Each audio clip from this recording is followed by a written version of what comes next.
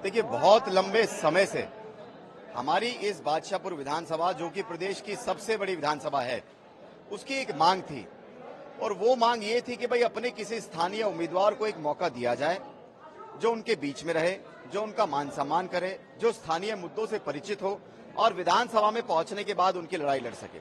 मैं धन्यवाद देना चाहता हूं कांग्रेस पार्टी के नेताओं का, श्री राहुल गांधी जी का, मेरे नेता श्री दीपेंद्र हुड्डा जी का, जिनकी वजह से मुझे चुनाव लड़ने का अवसर मिला। तो प्रदेश की सबसे बड़ी विधानसभा में सबसे युवा उम्मीदवार के तौर पर आज मैं अपनी जनता के बीच में हूं और ये कसम मैंने यहां पर ली है, ये शपथ मैं आज यहां से लेकर के जा रहा हूं कि आने वाले समय में जब मैं जीत करके विधानसभा पहुंचूंगा तो 36 बिरादरी का मान सम्मान, हर एक वर्ग का सम्मान वर्धन यादव करेगा और पूरा जीवन अपने इस क्षेत्र की माताओं बहनों के लिए, बुजुर्गों के लिए, नौजवान साथियों के लिए समर्पित भाव से काम करने का प्रयास करेगा। अगर बादशाहपुर असेंबली की बात करें तो drainage, drinking water, water logging, employment, education तमाम काफी चिंता का विषय बने हुए क्षेत्र में। क्या कहेंगे इन विषयों को लेकर? क्या इन्हीं मुद्दों पर आप चुनाव लड़ेंगे? किन मुद्दों पर? देखिए, बहुत दुर्भाग्य की बात है कि गुड़गांव जिला, जो कि हरियाणा सरकार के खाते में सबसे ज्यादा रेवेन्यू देता है, और गुड़गांव जिले में भी सबसे ज्यादा रेवेन्यू एक अकेली असेंबली बादशाहपुर असेंबली देती है। तो इतनी प्रभावशाली, इतनी इन्फ्लुएंशियल असेंबली होने के बाद भी आज हम मूलभूत सुविधाओं से बिल्कुल वंचित हैं। एक सरकारी अस्पताल था हमारे जिले में, उसको तोड़ करके पार्किंग बना दिया। बस स्टैंड के हालात बिल्कुल जर्जर हो चुके हैं। रोड पर आप कहीं भी निकल जाइए, रोड कम है, खड्डे ज्यादा हैं। पानी इतना ज्यादा भर जाता है, बरसात में घंटों घंटों व्यक्ति जाम में खड़ा रहता है। तो सड़क, सीवर, बिजली, पानी की इतनी भयंकर किल्लत है। गर्मियों में पानी टैंकर माफिया के माध्यम से गांव गांव तक पहुंचता है।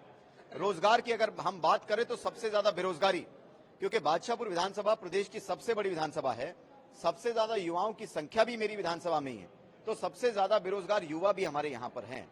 तो मेरी प्राथमिकता होगी कि अच्छी शिक्षा मिले, बेहतर रोजगार मिले, अच्छे खेल के अवसर मिले और अपने स्थानीय नौजवान को ज्यादा से ज्यादा निजी सरकारी व्यवस्था के साथ हम जोड़ने का काम करें।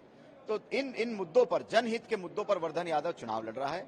मेरी लड़ाई किसी पार्टी या प्रत्याशी से नहीं है, मेरी लड़ाई अपनी क्षेत्र की जनता से है, जिसके लिए, जनता के मुद्दों से है, जिसके लिए मैं चुनाव लड़ रहा हूं।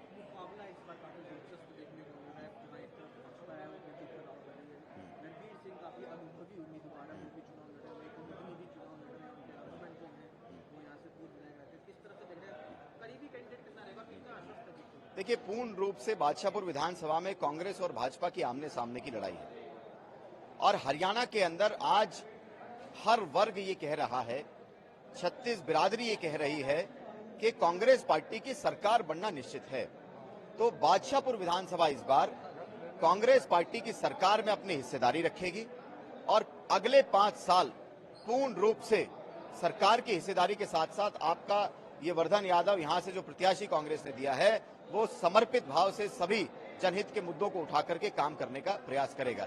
जहां तक आपने बताया, भारतीय जनता पार्टी की जो प्रत्याशी हैं, उनको राजनीति विरासत में मिली है। उनके पिताजी, दादाजी एमएलए, एमपी, मंत्री रह चुके हैं। मैं उस परिवार का सम्मान करता हूं, लेकिन आज हमारा स्थानीय युवा, माताएं, बहनें अपना बच्चा चाहती हैं, अपना स्थानीय युवा चाहती हैं। बाहरी व्यक्ति को अब बाहर करना है, बादशाहपुर से अपने को चुनना है, यही एक नारा है। देखिए, अटल बिहारी वाजपेयी जी की वो 2 पंक्तियां हमेशा मुझे याद रहती हैं कि क्या हार में क्या जीत में, किंचित नहीं भयभीत में, संघर्ष पथ पर जो भी मिला, ये भी सही वो भी सही।